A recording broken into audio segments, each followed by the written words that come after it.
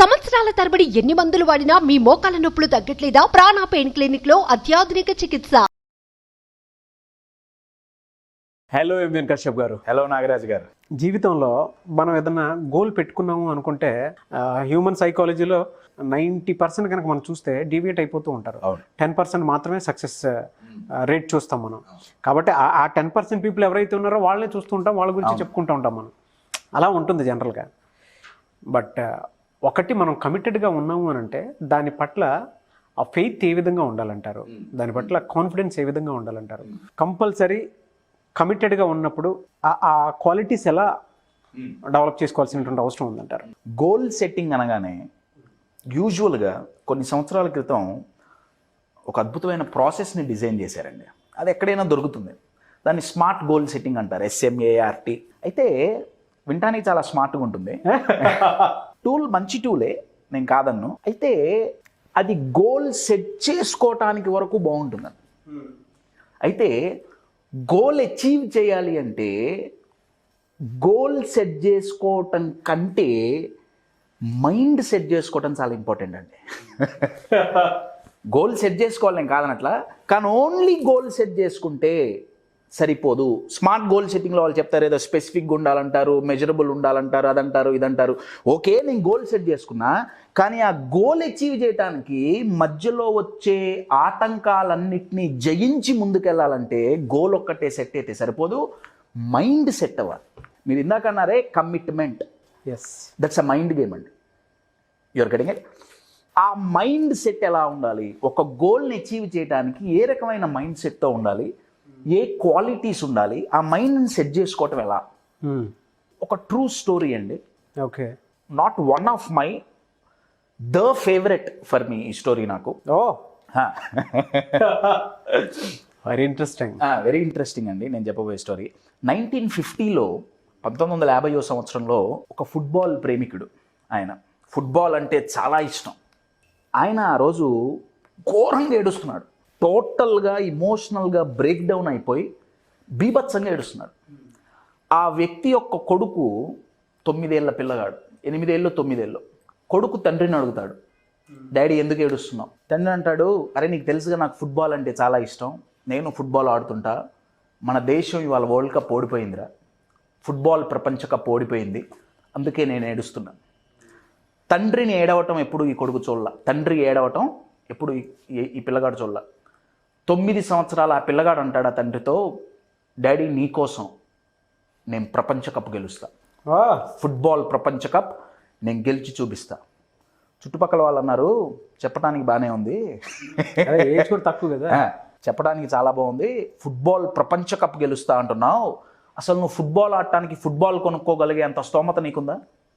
అప్పుడు వాళ్ళ పరిస్థితి నిజంగా ఒక ఫుట్బాల్ కూడా కొనుక్కోలేని పరిస్థితి అండి. ఈ 9 ఏళ్ల పిల్లగాడు టీ షాపుల్లో పనిచేసేవాడు. ఫుట్బాల్ కొనుక్కోలేక షూ సాక్స్ తీసుకొని దాంట్లో న్యూస్ పేపర్సు చిట్టు కాగితాలన్నీ పెట్టి రౌండ్ షేపులో మార్చుకొని దాంతో ఫుట్బాల్ ప్రాక్టీస్ చేశాడు. Oh my God. గోల్ ఏంటి? ప్రపంచ కప్ గెలవాలి. 9 ఏళ్ల పిల్లగాడు. అందరు నవ్వారు, కుదరదన్నారు. వీడేంటి ప్రపంచ కప్ గెలవటం ఏంటి? కరెక్ట్గా 8 ఏళ్ళు తిరిగేటప్పటికి ఆ పిల్లగాడికి అప్పటికి 16-17 ఏళ్ళు మాత్రమే. 1958వ సంవత్సరంలో తన కంట్రీ తరపున ఆడి అత్యధిక గోల్స్ చేసి ప్రపంచ కప్ గెలిచిన వ్యక్తిగా తయారయ్యాడు. 1 కాదు 2 కాదు 3 వరల్డ్ కప్స్ గెలిచిన ఏకైక ఫుట్బాల్ ఛాంపియన్.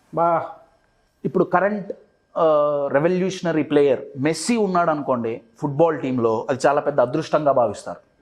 లేదా క్రిస్టియానో రొనాల్డో ఉన్నారు చాలు, లేదా ఆ రోజుల్లో ఫేమస్ ప్లేయర్ మ్యారడోనా ఉన్నాడు చాలు. అయితే ఫుట్బాల్ ఇండస్ట్రీ ఏమంటుందంటే ఒక మ్యారడోనా, ఒక క్రిస్టియానో రొనాల్డో, ఒక మెస్సీ ఒక్కళ్ళుంటేనే చాలు, కానీ ఈ ముగ్గురిని కలిపి ఎవరన్నా తయారయ్యారు అంటే ఈ పిల్లగాడు ఒక్కడే. పేరు కొంచెం చెప్తా. తను ఆడిన 1363 మ్యాచ్ల్లో 1363 మ్యాచెస్ 1283 గోల్స్ సాధించిన ఏకైక వ్యక్తి. ద ఫాస్టెస్ట్ టు అచీవ్ అండి, ఫాస్టెస్ట్ టు అచీవ్. ఫుట్బాల్ కొనుక్కోలేని పరిస్థితి నుంచి 3 ప్రపంచ కప్పులు గెలిచిన ఏకైక వ్యక్తి. ఫుట్బాల్లో కొంతమంది ఫ్రీ కిక్ బాగా కొడతారు, కొంతమంది పెనాల్టీ కిక్ బాగా కొడతారు, అవును, కొంతమంది డ్రిబ్లింగ్ చేయటంలో ఎక్స్పర్ట్స్. ఇవన్నీ ఎక్స్పర్ట్గా చేయగలిగిన ఏకైక వ్యక్తి ఇవాళ నేను చెప్పబోయే వ్యక్తి. ఎవరు సార్? Who is that? అతనిని ఫుట్బాల్ ప్రపంచానికే ద కింగ్ ఆఫ్ ఫుట్బాల్ అనే బిరుదిచ్చారు. 20th సెంచరీలో టాప్ 100 ఇన్ఫ్లుయెన్షియల్ పర్సన్స్లో ఆయన ఒకరు. The most photographed person in the history of the వరల్డ్గా ఆయన చెప్తారు. The one and only. ఆయన పేరు, తల్లిదండ్రులు ఆయనకు పెట్టిన పేరు ఎడ్సన్ అరాంతెస్ దో నాసిమెంతో. ఈ పేరు చాలా తక్కువ మందికి తెలుసు. అయితే ఫుట్బాల్ ప్రపంచం తనకు పెట్టిన nickname one and only Pele. Sad part ఏంటంటే మీరు చెప్పగానే నాకు అనిపించింది, రీసెంట్లీ హీ గోట్ డై. అవునండి, December 29th క్యాన్సర్తో లెజెండరీ పర్సన్. ఇవాళ ఈ వీడియో చేయటానికి రీజన్ కూడా ఆయన రీసెంట్గా చనిపోయారు. ఆయన స్టోరీ తెలియని వాళ్ళు చాలా తక్కువ అండి. ఇంకా దాన్ని ఆడియన్స్లోకి తీసుకెళ్ళాలి అనే మోటివ్తోనే ఇవాళ ఈ స్టోరీ నేను సెలెక్ట్ చేసుకుంటున్నా, పీలేది. అయితే ఎక్స్పెషల్లీ పీలే గారి స్టోరీ మీరు అడిగిన క్వశ్చన్కి గోల్ అనే దానికి తీసుకోవటానికి గల కారణం ఏంటంటే, మీకు ఇప్పుడు స్క్రీన్ మీద ఒక చిన్న క్లిప్పింగ్ నేను చూపిస్తాను. రైట్? అది చూసిన తర్వాత పీలే స్టోరీకి, గోల్స్ అచీవ్మెంట్కి, గోల్స్ అంటే జస్ట్ ఫుట్బాల్ గోల్స్ కాదండి, మన లైఫ్లో గోల్స్ సాధించడానికి ఇందాక నేను అన్నా కదా మైండ్ సెట్ చేసుకోవాలి, ఆయన ఎలా సెట్ చేసుకున్నారు రైట్ అనేది మనకు తెలుస్తుంది. ఫస్ట్ వీడియో చూద్దాం, జస్ట్ వెరీ షార్ట్ క్లిప్పింగ్ అండి. ఓకే. ఆయన బైసైకిల్ కిక్ అని ఒక కిక్ కొట్టేవాళ్ళు. అగోండి, ఆ కిక్ కొట్టేటప్పుడు హీజ్ ఎక్స్పర్ట్ ఇన్ దిస్ అండి. నేను ఈ క్లిప్పింగే తీసుకోవటానికి కారణం ఏంటంటే, ఈ కిక్ కొట్టేటప్పుడు గోల్ పోస్ట్ ఆయనకు వెనకాల ఉంటుందండి. గోల్ పోస్ట్ ఆయనకు కనపడదు. ఆయన ఇక్కడ ఉన్నారు, గోల్ పోస్ట్ వెనకుంది, గాల్లో లేచి కిక్ కొడతాడు. గోల్ పోస్ట్ ఎక్కడుందో కనపడదు, గోల్ కీపర్ ఎక్కడున్నాడో కనపడడు. ఆయన అడిగారు, సార్ మీరు ఇలా కొడతారు కదా, బైసైకిల్ కిక్ కొడతారు కదా, మీకు గోల్ పోస్ట్ కనపడదు, గోల్ కీపర్ కనపడదు, మీరు ఎలా కొట్టగలుగుతారు? Fantastic question. మైండ్ సెట్ చేసుకోవటం అంటే ఎగ్జాంపుల్ చెప్తున్నా అండి. ఆయన అన్నారు ఫుట్బాల్లో 2 చాలా ఇంపార్టెంట్, ఒకటి ఫుట్బాల్ నో డౌట్, ఇంకొకటి గోల్ పోస్ట్. ఎందుకంటే ఫుట్బాల్ బాల్సింది అక్కడికే కదా. ఆయన ఏమన్నారంటే, మ్యాచ్ జరుగుతున్నంతసేపు గోల్ పోస్ట్ ఎక్కడికి కదలదు. అవును, గోల్ పోస్ట్ ఎక్కడికి కదలదు. ఫోకస్ దేని మీద ఉండాలి? ఫుట్బాల్ మీద ఉండాలి, గోల్ పోస్ట్ మీద కాదు. ఆయన ఏమన్నారంటే, నేను గ్రౌండ్లో ఏ కార్నర్లో నించున్నా గోల్ పోస్ట్ ఎక్కడుందో నా కళ్ళకు కనపడకపోయినా నా మైండ్ కనపడుతుంది. అది ఎలా అంటే ఫోకస్ అండి. ఒక గోల్ రీచ్ అవ్వాలి అంటే ఆ గోల్ వైపు నుంచే మన ఫోకస్ డీవియేట్ అవ్వకుండా ఉండాలి. దాన్ని నేను మైండ్ని సెట్ చేసుకోవటం అంటే అర్థం ఏంటంటే, దాని మీదే ఫోకస్ ఉండటం. ఆయన్ని ఇంటర్వ్యూలో అడిగితే ఆయన ఏమన్నారంటే, మనం దేని మీద ఫోకస్ చేస్తున్నాం గోల్ అచీవ్ చేయడానికి? మన చేతిలో ఉన్నదాని మీద ఫోకస్ చేస్తున్నామా, మన చేతిలో లేని వాటి మీద ఫోకస్ చేస్తున్నామా? ఆయన అన్నారు, గోల్ పోస్ట్ ఎక్కడికి పోదు, గోల్ పోస్ట్ అక్కడే ఉంటుంది, నేను ఫోకస్ చేయాల్సింది బాల్ పైన. ఆయన ఒక మూవీలో యాక్ట్ చేశారండి, ఒక ఫుట్బాల్ పర్సన్గానే ఒక మూవీలో యాక్ట్ చేశారు. అయితే దాంట్లో కోచ్ కూర్చొని ఉంటాడు, కోచ్ కూర్చొని స్ట్రాటజీస్ చెప్తుంటాడు, ఇక్కడ వీళ్ళు ఉంటారు, ఇక్కడ వీళ్ళు ఉంటారు, ఇక్కడ వీళ్ళు ఉంటారు. ఆయన అన్నాడు, వాళ్ళందరూ అనవసరం, ఆటగాళ్ళు ఎంతమంది ఉన్నారు అన్నది అనవసరం, ఫుట్బాల్ ఉందా లేదా. ఆయన ఒక అద్భుతమైన పాయింట్ చెప్పారండి. ఆయన అన్నారు, ఎవరైతే అపోనెంట్స్ మీద ఫోకస్ చేస్తారో వాళ్ళు గోల్ కొట్టలేరు. నేను బాల్ని డ్రిబుల్ చేసుకుంటూ వెళ్తున్నా, నేను అపోనెంట్ లెగ్స్ మీద ఫోకస్ చేయను, ఇద్దరి లెగ్స్ మధ్య ఉన్న గ్యాప్ మీద ఫోకస్ చేస్తా. You are getting my point? Yes. అంటే ఒక గోల్ రీచ్ అవ్వాలి అంటే, మన మైండ్ సెట్ చేసుకోవాలి అంటే, మనం అవరోధాల మీద ఫోకస్ చేస్తే మనకి భయం ఏర్పడుతుందండి.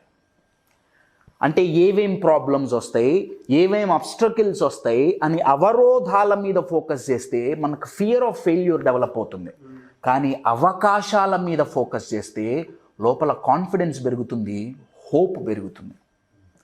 ఎప్పుడైతే ఈ కాన్ఫిడెన్స్ అండ్ హోప్ అనే రెండింటిని కలిపి గనక మైండ్ సెట్ చేసుకుంటామో అప్పుడు commitment is automatic.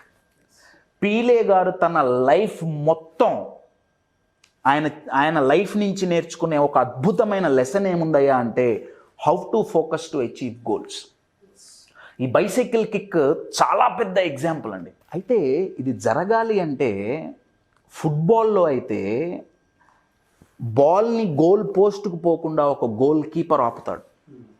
Goal keeper లేకపోతే మజా లేదుగా, ఎవరైనా కొట్టగలుగుతారు. You are getting it. మన లైఫ్లో కూడా మన గోల్స్ మనం అచీవ్ చేయకుండా ఆపే గోల్ కీపర్స్ ఉంటారు. ట్రూ అండి. ఆ గోల్ కీపర్స్ బయట కంటే ఎక్కువ మన మైండ్లోనే ఉంటారండి. మనం అనుకున్న గోల్ రీచ్ అవ్వకుండా ఆపే అతి డేంజరస్ ఆర్ అత్యంత శక్తివంతమైన గోల్ కీపర్ మన మైండ్లో నివసించేవాడు ఎవడయ్యా అంటే వాడి పేరే డౌట్. ఇప్పుడు ఈ డౌట్ అనే పదంలో రైట్, ఈ పదం మీద నేను చాలా వీడియోలు చేశాను. ఇవాళ ఇంకొక కొత్త కాన్సెప్ట్. దీనిలో 2 పదాలు ఉన్నాయండి. ఒకటి డూ అంటే చెయ్యటం కదా, ఈ యూబీటీ అటు ఇటు మారిస్తే బట్ అనే పదం వస్తుంది. అవును కదా. నా డౌట్ అంటే ఏంటంటే ఫస్ట్ చేయాలనిపిస్తుంది, లెట్స్ డూ. బట్ అంటే అర్థం ఏంటి? కానీ డౌట్ అంటే అదే చెయ్యాలని ఉంటుంది, కానీ ఇది కుదురుతుందంటావా? స్మార్ట్ గోల్ సెట్టింగ్ లాంటి టూల్స్ కొద్ది వరకే ఎందుకు ఉపయోగపడతాయి, తర్వాత ఎందుకు ఉపయోగపడవంటే దాంట్లో పేపర్ వర్క్ చాలా బాగుంటుంది, కానీ మైండ్ సెట్ చేసుకోవటం దాంట్లో ఉండదు. ఎగ్జాక్ట్లీ. గోల్ సెట్ చేసుకోవటం వరకు స్మార్ట్ గోల్ సెట్టింగ్, ఇంకేదో హ్యాండ్సమ్ గోల్ సెట్టింగ్ అవన్నీ ఓకే. కానీ గోల్ ఒక్కటి సెట్ చేసుకుంటే సరిపోదు, మైండ్ సెట్ చేసుకోవాలి. మైండ్ ఏం సెట్ చేసుకోవాలి? మైండ్లో డౌట్ని తీసేయాలండి. పీలేని అడిగారు, పీలే మీరు ఇంత సక్సెస్ కావటానికి కారణం ఏంటి? ఆయన అన్నారు, రేపేదో జరుగుతుంది, నేను ఓడిపోతానేమో, నేను గోల్ కొట్టలేనేమో అన్న భయం నాకు లేదు. అంటే అర్థం ఏంటి? ఫియర్ ఆఫ్ ఫెయిల్యూర్ లేదు. ఎందుకు లేదు? ఆయన ఎంతమంది అపోనెంట్స్ ఉన్నారని ఫోకస్ చేయట్లే, అవతల టీంలో ఎంత స్ట్రాంగ్ ప్లేయర్స్ ఉన్నారన్న దాని మీద ఫోకస్ చేయట్లే. ఆయన ఫోకస్ చేసేవి 2. ఫుట్బాల్ ఎక్కడుంది, ప్లేయర్స్ మధ్యలో గ్యాప్ ఎక్కడుంది, అంతే అంతే. Your getting it. ఆ గ్యాప్ గనక మనం గమనించగలిగామా my dear friend, success is automatic. Goal reach అవ్వటం అంత ఈజీ ఇంకొకటి ఉండదు. ఎప్పుడైతే మన మైండ్లో ఉన్న గోల్ కీపర్ని మనం మ్యానిప్యులేట్ చేసి గోల్ కొట్టగలుగుతామో. నేను మ్యానిప్యులేట్ అన్న పదం ఎందుకు వాడుతున్నా అంటే చాలామంది ఏమంటుంటారంటే కశ్యప్ లైఫ్ కోచింగ్ ఇవన్నీ మ్యానిపులేషన్ కాదా? పాజిటివ్ థింకింగ్ అంటే నా చుట్టూ నెగిటివ్స్ ఉన్నాయి, నేను పాజిటివ్గా ఉంటా, మ్యానిపులేషన్ కాదా? Manipulation, self manipulation. కరెక్టే, మ్యానిపులేషనే. ఇప్పటి వరకు మనం ఏమి ప్రయత్నించాలా, ప్రయత్నిస్తే ఓడిపోతామేమో, అది మ్యానిపులేషన్ కాదా? మరి భయం మ్యానిపులేషన్ కదా, అది డబుల్ ట్రిగర్. ఒకేసారి మన మీద మనకి నమ్మకం లేదు, మ్యానిపులేషన్ కాదా? మనకు భయం, మన మైండ్ మనల్ని మ్యానిపులేట్ చేయట్లేదా?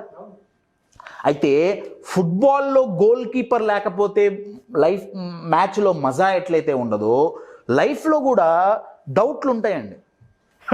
ఆ గోల్ కీపర్ ఉంటాడు, ఆ గోల్ కీపర్ని తీసేయమని నేను చెప్పట్లా.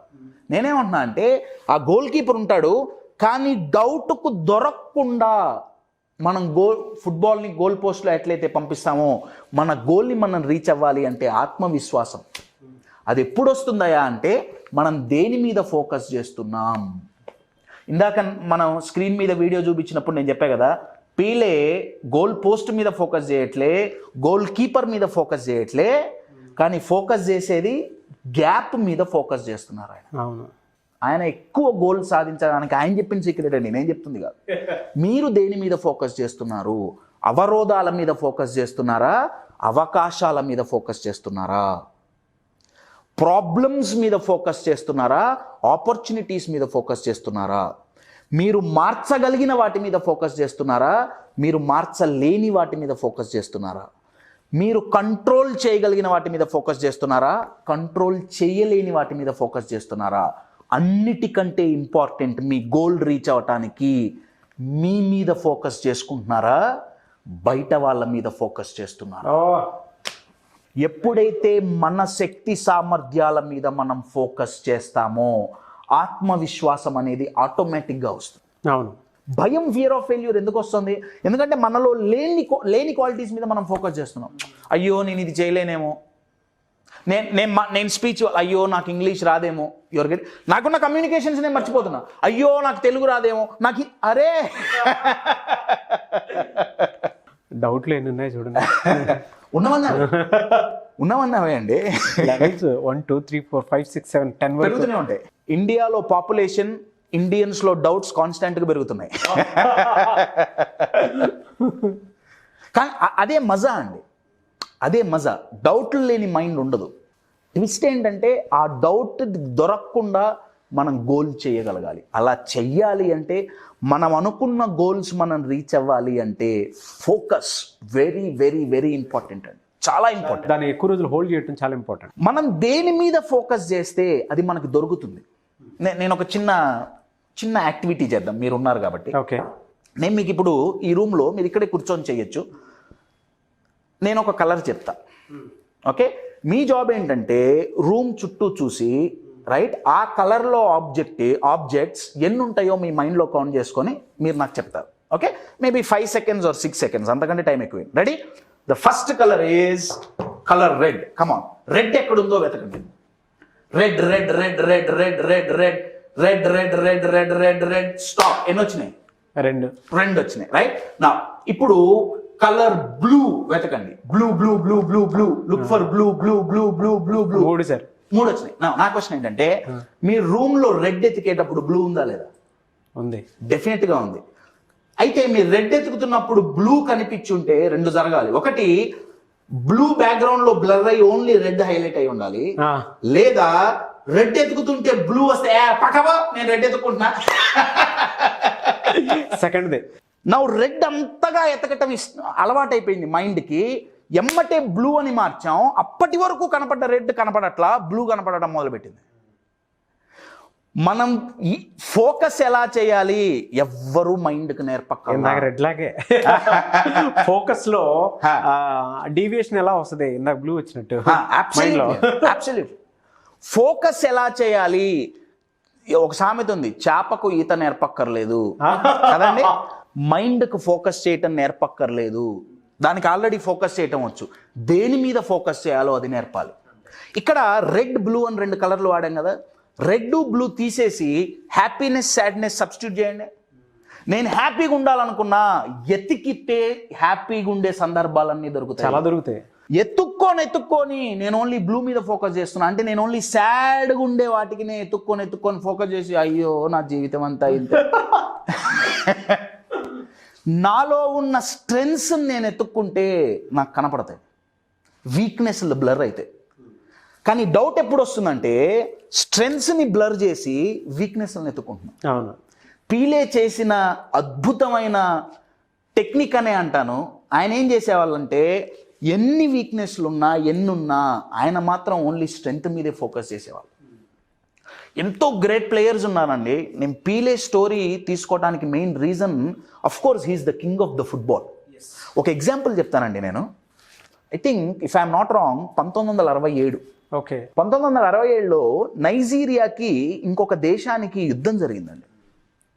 దగ్గర 2 సంవత్సరాలు జరిగింది యుద్ధం. అయితే ఆ యుద్ధం జరుగుతున్న ప్రాంతంలో ఒక ఫ్రెండ్లీ మ్యాచ్ ఉందండి ఫుట్బాల్ది. ఓకే, వేరే కంట్రీస్కి మధ్య జరిగే మ్యాచ్. దాంట్లో పేలే ఆడుతున్నారు. పేలే ఫుట్బాల్ ఆడటానికి వచ్చాడని 2 సంవత్సరాలుగా కొట్టుకుంటున్న 2 దేశాలు దగ్గర 48 గంటలు 2 రోజులు యుద్ధాన్ని ఆపేశారండి. యా, ట్రూ స్టోరీ అండి. అది కూడా ఇంటర్నేషనల్ మ్యాచ్ కాదండి, ఫ్రెండ్లీ మ్యాచ్. అది ఫ్రెండ్లీ మ్యాచ్ జరుగుతుంటే పేలే ఆడుతున్నాడని చెప్పి యుద్ధం ఆపేసి మ్యాచ్ జరిగేటట్టు చూసి దాన్ని టెలికాస్ట్ చేశారు. గ్రౌండ్లో ఆడియన్స్ చూడటానికి వస్తే ఎటువంటి ఇబ్బంది కలగకూడదని 2 రోజులు యుద్ధాన్ని ఆపేసినాయి. That happens only one and only with the king of football, Pele. Personal wise కూడా అండి. అబ్సల్యూట్లీ సార్ ఫుట్బాల్ కొనుక్కోలేని పేదరికం అండి. ఫుట్బాల్ కొనుక్కోలేని పేదరికం. చాలామంది ఏమంటుంటారంటే నా దగ్గర డబ్బు లేదు, నా దగ్గర ఆస్తి లేదు, నా దగ్గర క్వాలిఫికేషన్ లేదు. పీలే ఛాంపియన్గా ఎదగటానికి ఆయన దగ్గర ఫుట్బాల్ కూడా లేదు. అబ్బా, అది ఆయన పరిస్థితి. కానీ ఆయన్ని ఛాంపియన్ చేసింది తన mind set. Absolutely the greatest asset is our mind set అండి. దాన్ని ఎలా మనం చూసుకుంటున్నాం, దేని మీద ఫోకస్ చేస్తున్నాం అనేది చాలా చాలా important. Really great and I wish you all the best. Thank you so much అంబియన్ కశ్యప్ గారు. Thank you.